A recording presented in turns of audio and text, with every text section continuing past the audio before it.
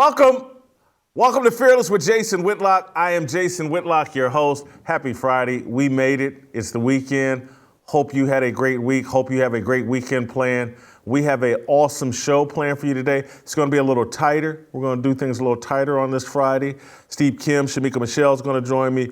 We're going to talk about something sad but profound for this show and this time that we're living in. Going to do it with Kim, even though you're going to be like, why are you talking to Kim about this?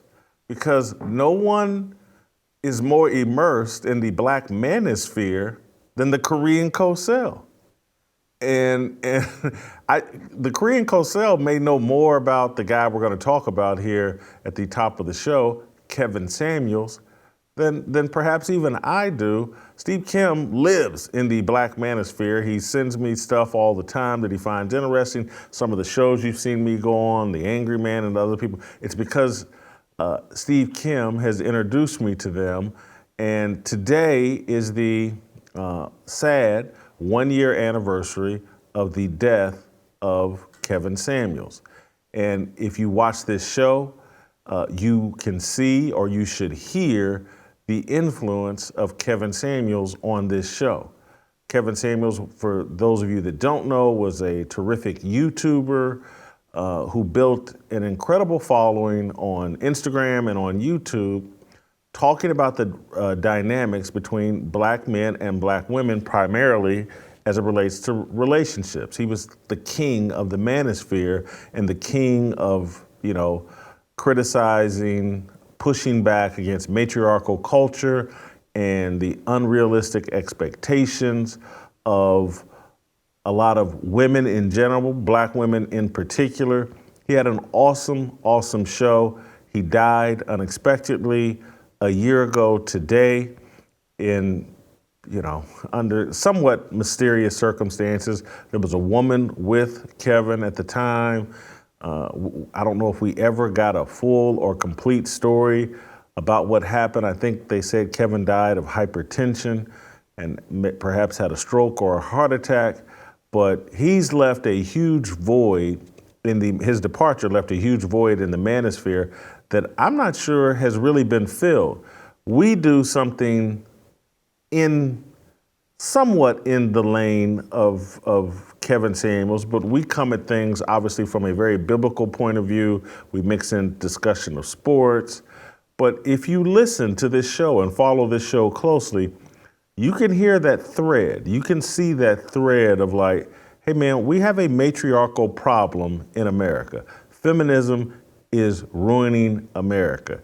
And the dynamic, the relationship between Black men and Black women is so toxic, so poisonous, so destroyed that it's hard to see a light at the end of the tunnel, and we can see the negative ramifications of that relationship breakdown throughout American culture. So I wanted to spend some time today celebrating, remembering Kevin Samuels. I want to give him his propers, his respect.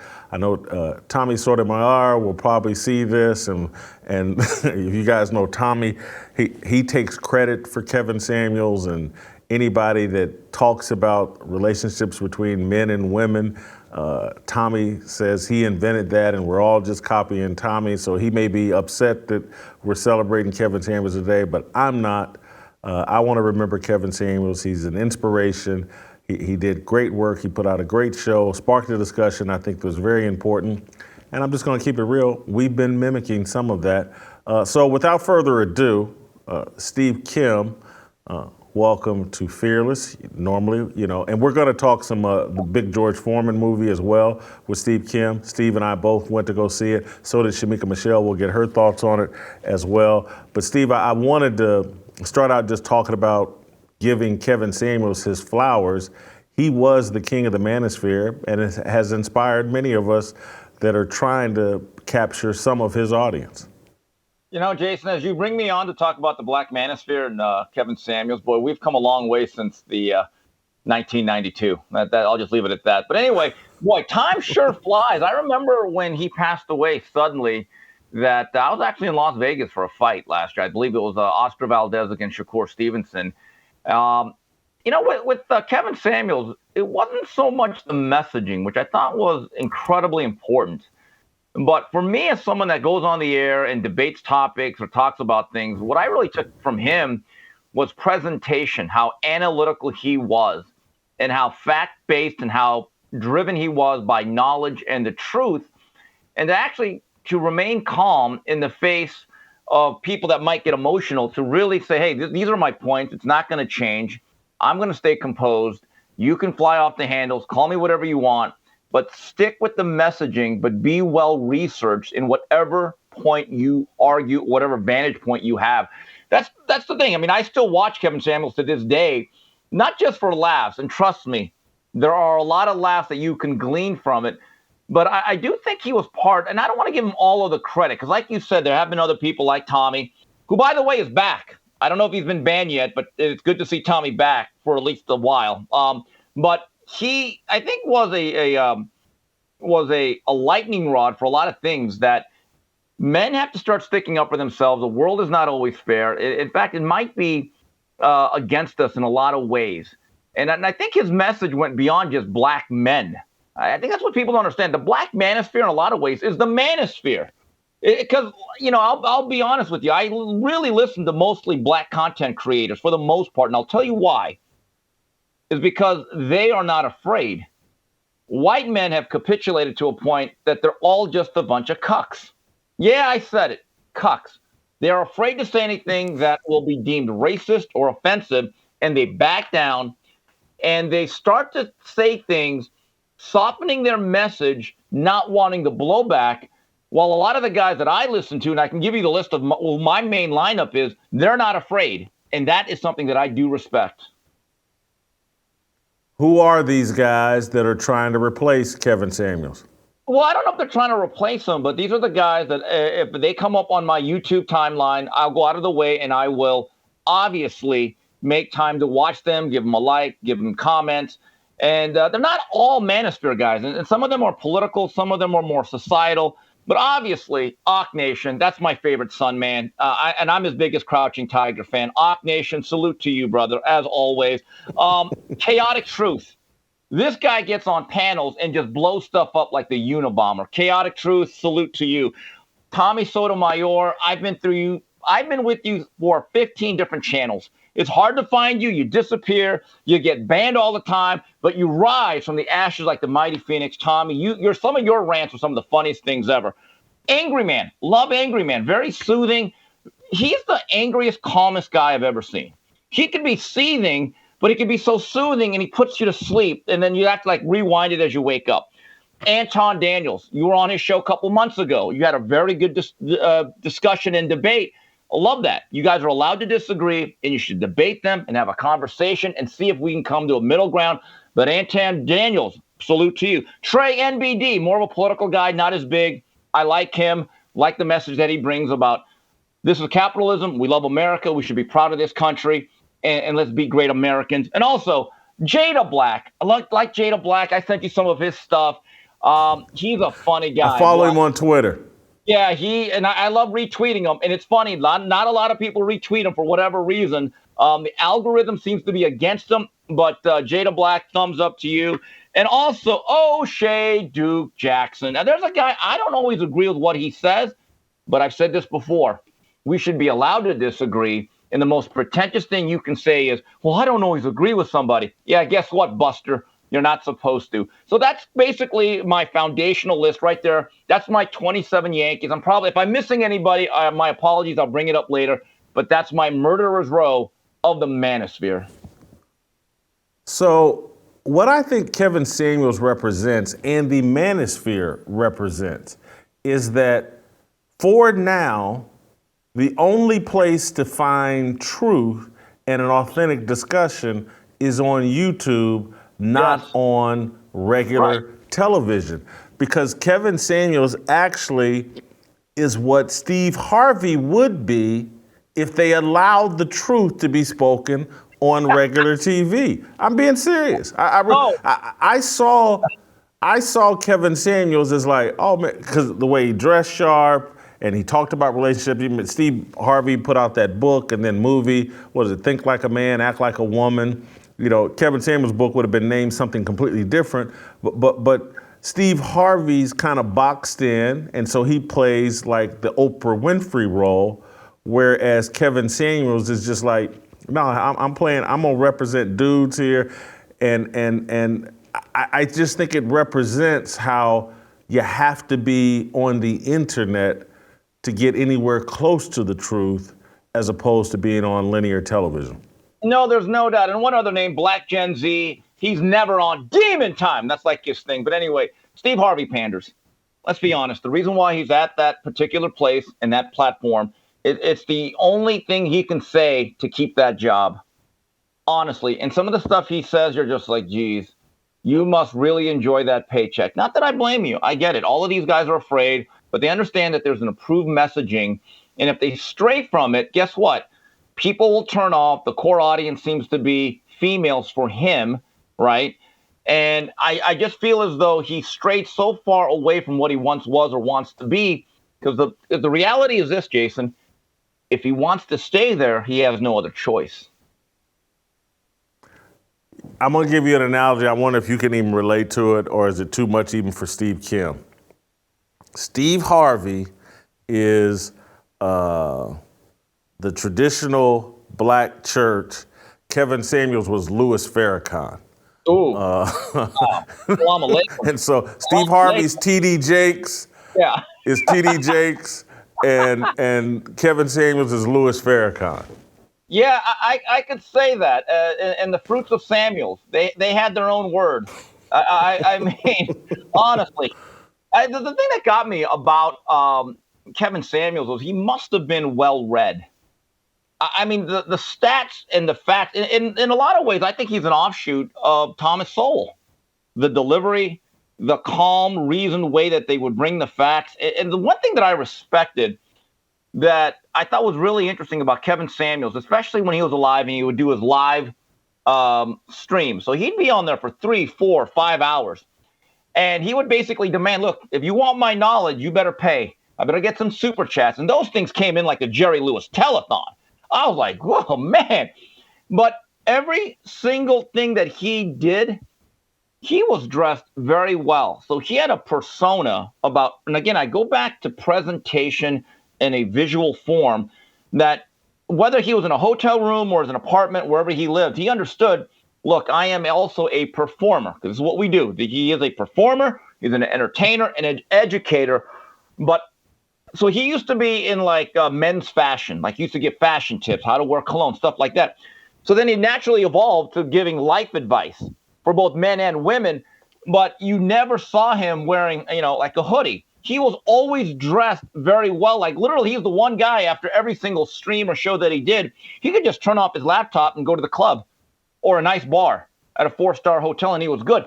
So he understood, like he took this very, very seriously. And I know that there is a debate and there's been some conflicts and some arguments about who started the Manosphere, who was the most influential, who copied who. My view is this. People have to be willing to have different points of view, even when they are on the same side. And it should never be about just one voice, an oracle, if you will. There should be multiple voices, and everyone should try to work with each other because we're all in a certain ways trying to work towards the same goal. So I didn't really like the rivalries. I never really got involved in it. If one guy didn't like another, look, I could listen to Kool Mo D and LL Cool J as I show my age. That's the only hip-hop rap that I care about, believe. But I can listen to both. I preferred Kool Mo D over LL, but I listen to both. So Kevin Samuels will be missed, but I think there's a lot of good, strong men on a daily basis carrying that torch. All right. Speaking of good, strong men and performances, I went to go see the big George Foreman movie this week and absolutely loved it. The way many people feel about Top Gun Maverick is how I feel about the big George Foreman movie. I thought it was fabulous. I thought what a tremendous, it's like I knew the George Foreman story, but I really didn't know it. And so I loved this movie for that. The guys that played George Foreman, I think there was three different: a kid, middle-aged guy, or young man, and then the older George Foreman. I thought they did a terrific job. Don't know any of their names. I thought the other thing, other than loving the movie, my other thing that I have to say, Steve, oh no, is I know George Foreman's first wife is the most beautiful woman I think I've ever seen. The actress that played his first wife and so I went down a rabbit hole. As soon as the movie was over, I got home and hopped on my laptop and went down a rabbit hole trying to figure out who this is. Just spectacular, but love this movie. Recommend it to everybody. Wow, so Tamron Hall, move over Bacon, make way for something younger and leaner. I get you, she's yeah. Yeah. Okay. Yeah. As much as I hated Creed 3, I feel the opposite about the Foreman movie. And I was not necessarily a George Foreman fan, or even, I really didn't like him as an announcer on HBO. I thought they did a hell of a job. I get it. Some of this stuff you have to divorce from reality. It's Hollywood. But the attention to detail in terms of the sweats that he wore, the hats that he wore. Tell you what was really impressive. And one thing, again, I'm a boxing purist in a lot of ways. I cannot help that. And the great thing is I'm never going to change. The fight scenes for the Thriller in Manila and the other ones I thought were really well done. In fact, the way the original first version of George Foreman threw punches, they did a great job because he had his own unique technique where he would club guys to death. Right. He was not exactly Larry Holmes or Muhammad Ali in terms of shooting out quick punches, but those big ham hocks, the way he would pull back on his punches, and then the way he evolved as a fighter, much more fuel efficient by the time he fought Michael Moore. I thought, wow, they really did a good job. Even the ring attire, they got it right. My only quibble about this movie, and you can call it minor or major, I think they did not even mention a gentleman by the name of Bill Kaplan, who really, Jason, is one of the 5 most important people in George Foreman's life and career. And I'll tell you why. Bill Kaplan, old-time publicist, I've known him for years. He actually he's an old-school press agent or a publicist. And when George Foreman was a young amateur in his 6th fight, Bill Kaplan happened to be the ring announcer, played many roles in boxing at the Oakland Municipal Auditorium. George Foreman lost an early amateur bout. So during the intermission, Bill Kaplan had to do other things, and he sees a young George Foreman with his head down on his chest like this, and this is in books. And he said, "Hey, George, don't worry about it. You're a good young fighter. Keep at it. Don't give up." George Foreman actually wrote, "I was about to quit boxing till that man came up to me and said, 'Hey, you can do this.'" And he became his publicist. And he was with them throughout his whole career. Great story. So you go to Zaire. He loses that fight. Everyone gets out of the locker room. Like, they got the hell out of there. One man remained in the locker room the whole time. It was Bill Kaplan. So when the media came in, this is also in books, George Foreman said to the media, "Before any questions are asked, I want to say one thing. I found my one true friend. That man right there, Bill Kaplan. That's what I want to say before." And like Bill Kaplan said, he nearly fainted. So fast forward to 1986, as George Foreman is secretly working out. Bill Kaplan finds out about it, and him and his daughter Debbie also worked a long time in boxing. They, without warning, visit George Foreman, and they go to Houston. And there's a driving up. Foreman sees them on the porch, and they get out of the car and they walk up, and George Foreman goes, "What took you so long?" He was waiting for him. And Bill Kaplan actually had to deliver the presentations to the California State Athletic Commission before his first fight because they would not license him. Because if you notice that fight against Steve Zowski was at the Arco Arena, which they did another good job of, the commission actually had to get medical reports, they had to get presentations, and they had to have him go through a battery of tests. And it was Bill Kaplan throughout that whole time was with them. So that's the only quibble that I have. But other than that, the thing I liked about it is that it was actually an uplifting story. They didn't make it negative. We all knew what happened in that time, but they presented a great American character as a great American success story. That's interesting about Bill Kaplan because that that relationship could have Yeah. been the center of the movie, Yeah. and that may be why they avoided it because, and I had no problem, and again, a lot of times I have problems with this whole matriarchal thing, but they made it about George and his mom more Yeah. than anybody else. She would have to be seen as the co-star, and then maybe his second wife as Yeah. as the other, perhaps co-star, but maybe they didn't want to do the Kaplan thing. Well, they showed who is the story about the guy screwing up his money? Is that true? That is true. I don't know how close they were, but I've seen other documentaries where they mentioned someone took his money. I'm glad that they also really gave a big role to Doc Broadus. That's a man who gave his life to boxing. Yes. Doc Broadus, I remember I never really got to meet him. I talked to him one time, but when I first got into the beat in the late '90s, he always found looked like a very distinguished man. He was always dressed well, and he would always be given a ticket or a pass to the fight by the promoters. He was an exalted figure, and when he walked in, people treated him with respect. And I thought that was I'm glad they got Archie Moore, because Archie Moore taught him a lot of the finer points of boxing. I think they got that one pretty good. The only fight that I wish they would have at least devoted a minute to, and I sent it to you, his fight with Ron Lyle. Jason, that may be the greatest heavyweight slugfest ever. It only went 5 or 6 rounds, and there was like 6 or 7 knockdowns. I've never seen heavyweights hit each other that many times, knock each other off their feet, be out on their feet, and then George Foreman somehow found a way to overcome one of the hardest hitting heavyweights of all time. I mean, he's an amazing fighter. As I start doing a deep dive into Foreman, when you start doing all-time heavyweight lists, it's Joe Louis, Muhammad Ali, Larry Holmes. I think George Foreman has to be up there. The guy won the heavyweight title 20 years apart. That'll never be done again.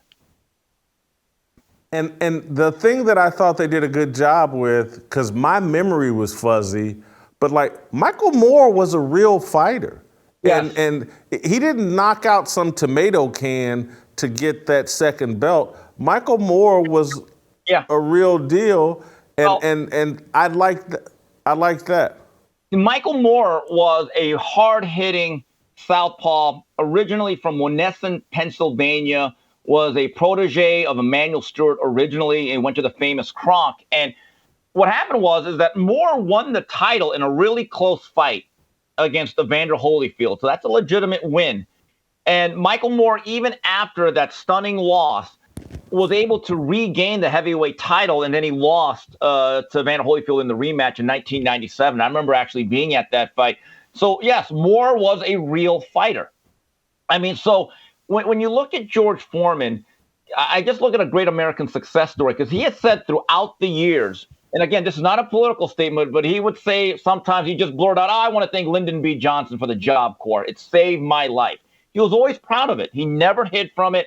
And my greatest fear when I watch these movies that go back in time is they try to wokeify it.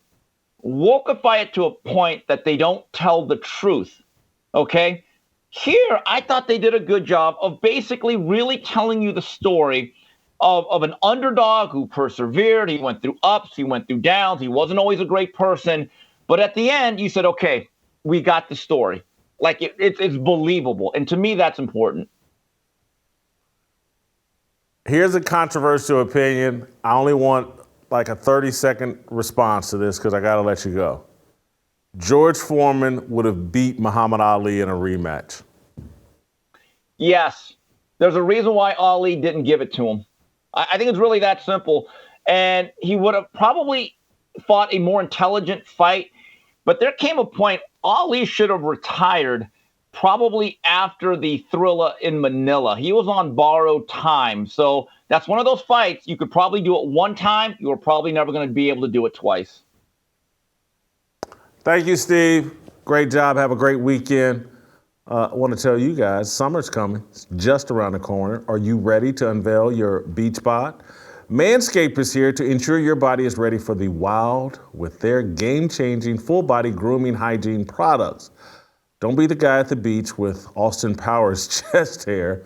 And if you grow a winter man chest, the least you can do is make sure it's hairless. It's time to get ready for hot guy summer. Oh boy, is it hot guy summer?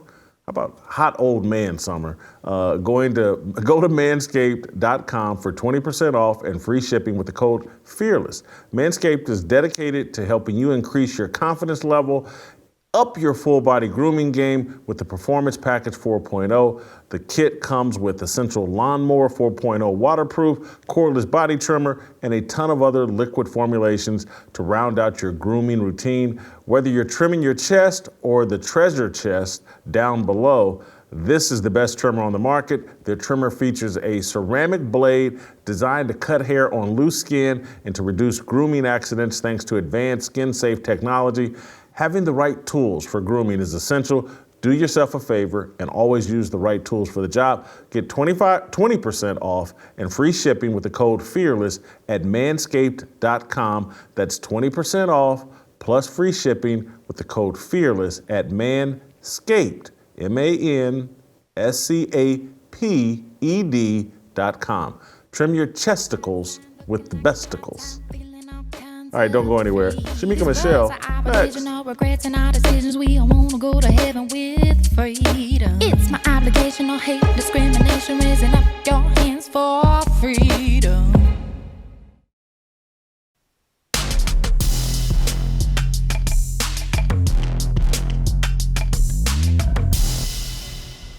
All right, welcome back. We're gonna roll out to North Carolina, bring in Shemeka Michelle.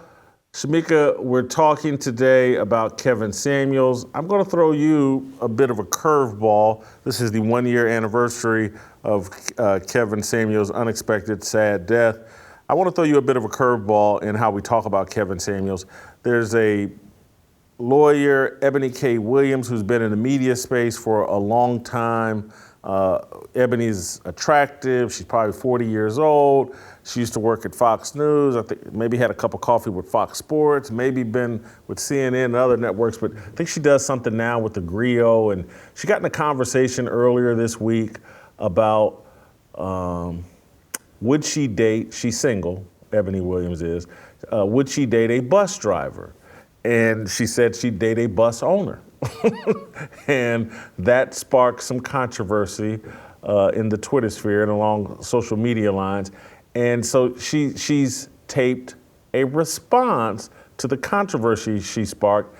And I'm wondering what you think about what she says and what Kevin Samuels' take would be about what she says. So let's watch Eboni K. Williams here and her comments elaborating on her thoughts, bus driver versus bus owner.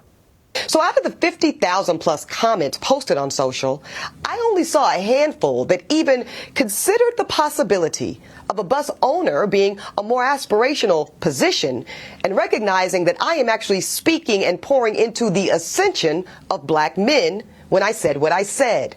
But see, no, some of y'all were too busy naming and shaming me personally and black women in general as undesirable, gold diggers, and much worse.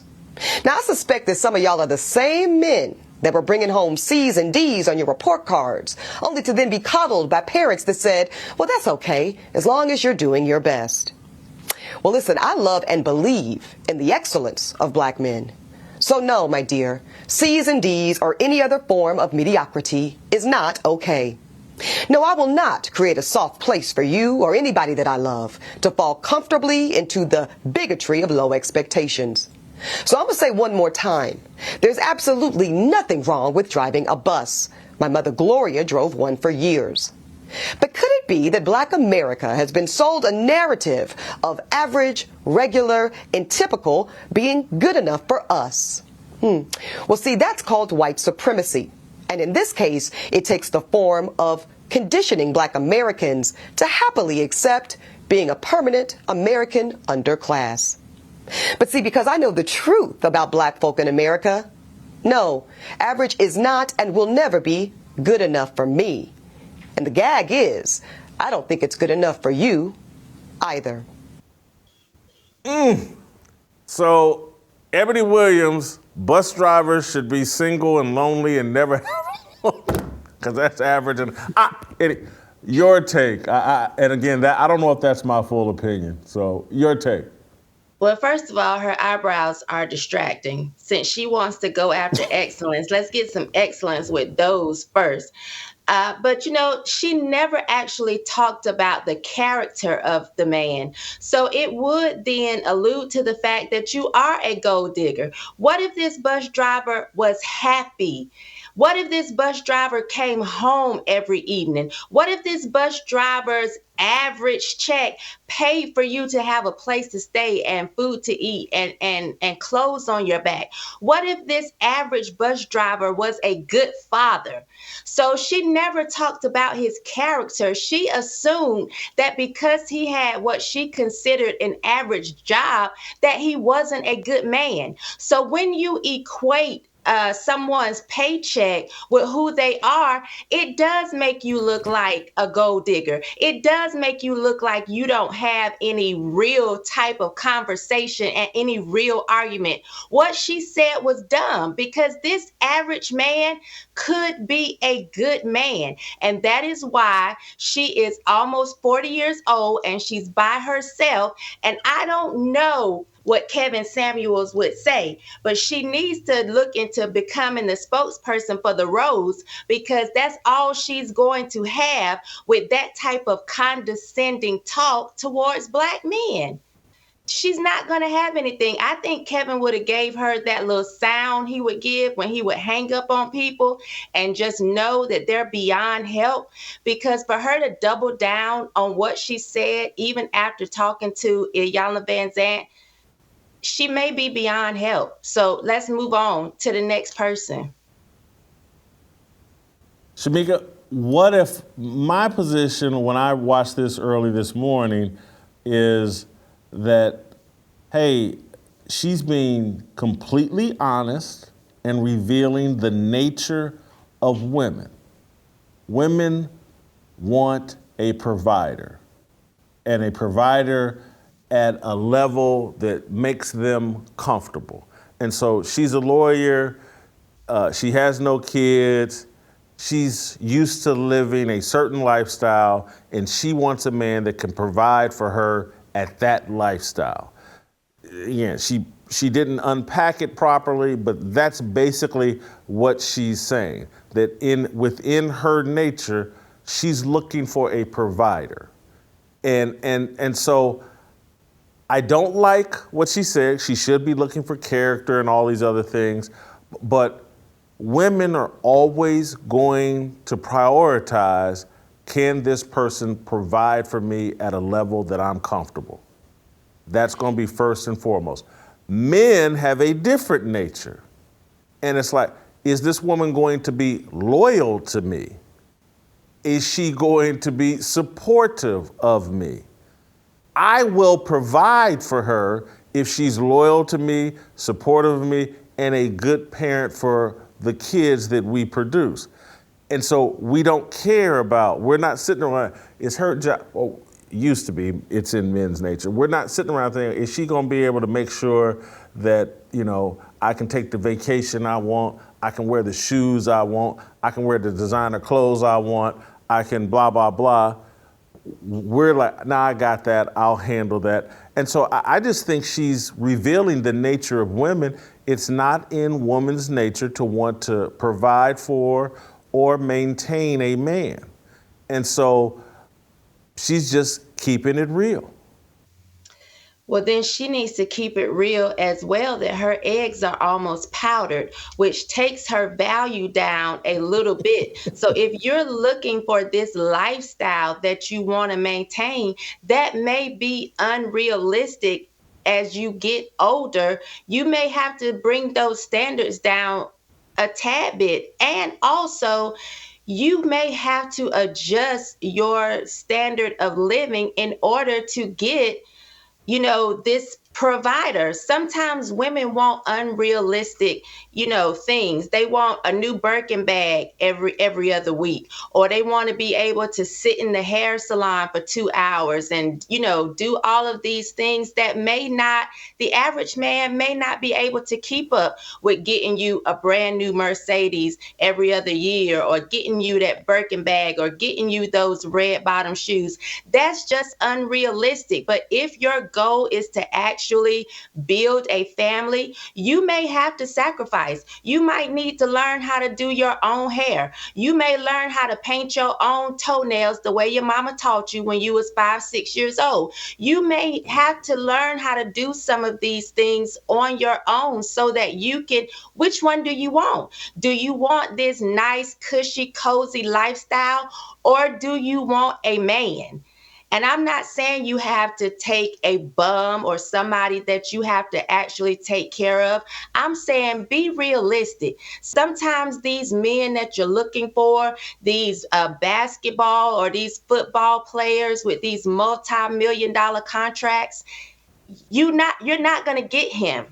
So you need to be looking at the bus driver or living a smaller lifestyle. You're not going to get that. And too many women, like, she's an attractive woman, but you have so many women that are not. They are out here, 195, 220, short.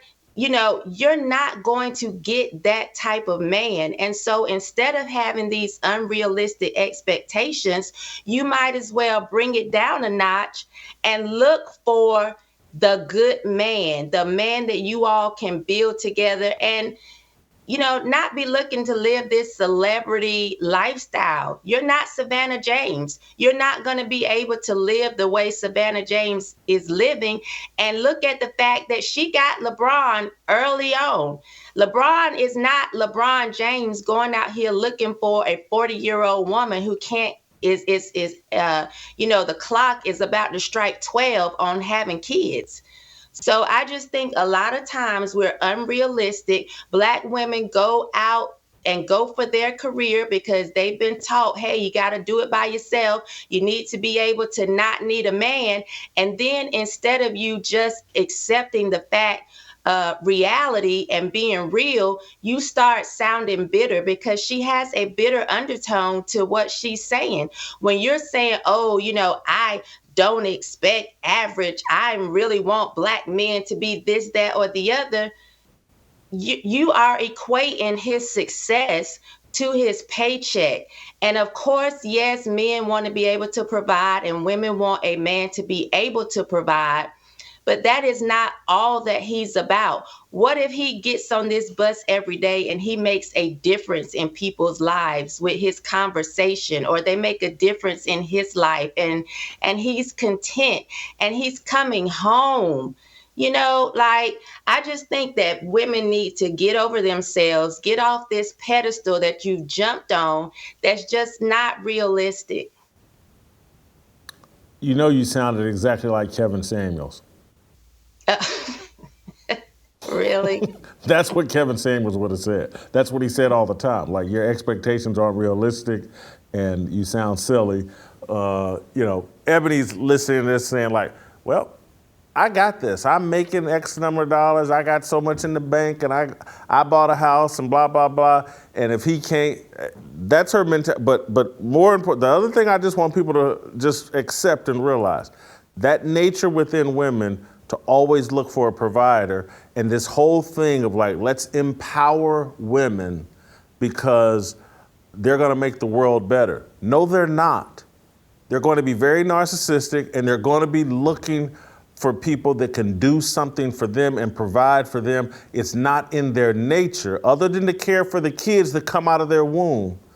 It's not in their nature to care about anybody else.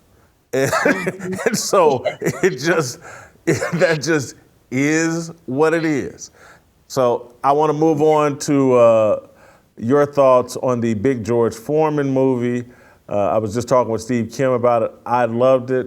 I loved his first wife. I loved the fact that his first wife was so beautiful, but they didn't require her to get naked and have some kind of gratuitous sex scene in the movie. You got the truth about George Foreman and how he was with his first wife and how he was in his early years without them having to throw it all in the face. This was a great movie for families, sports fans, Christians. It was just an awesome movie, in my opinion. Yeah, I thought it was a great movie as well, Jason. What I liked is because I always say that boxing is my favorite sport, but I don't know any of the stats. I think maybe just the ratchet little girl in me likes to see the people fighting and hitting each other with rules, as they said in the movie. And so I got to see George Foreman, who he was at his height. Like, I remember George Foreman pushing the Foreman grills. I had one. I thought it was excellent. But I do remember, like, why is there all of this hype around this fat man? Like, I didn't see heavyweight boxer when I looked at him. But to go back and to see this movie, I came home and actually pulled up the fight between him and Muhammad Ali. And I looked at some of his greatest moments on YouTube. And I just was like, wow, you know, it got me to see who or why he had so much hype around him. And maybe even that he deserves more hype. First of all, when I watched the actual fight, I thought to myself, they don't make 25-year-olds like this anymore. Like, the 25-year-olds now are in skinny jeans, they're frail, holding a vape pen. This man at 25 had the body of a god. And I just was shocked by all of that because, like I said, I remember the man selling the grill. And real men, like, these were the type of men that actually worked on cars and had pocket knives and had change jingling in their pocket. I wish they made men like that now. But I love that movie because, as you said, Christians would like it. I had no idea that he left boxing to pursue ministry and that he changed his life the way that he did. It was just a really, really well put together movie. Awesome movie. Thank you so much. Have a great weekend. We're going to play some tomorrow. We'll see you on Monday. Freedom. Looking for a breakout, feeling like a standoff, nothing in life like freedom. Came like a fighter, striking like a ladder, making all these moves for freedom. I want freedom. No negotiation, my sister, no relation. We all just wanna have freedom. Sitting on the corner, never been alone. I'm breaking my back for freedom. Blessed, we are living, get back. We are receiving, all deceiving. We all wanna be free. We want freedom. I wanna be. I just want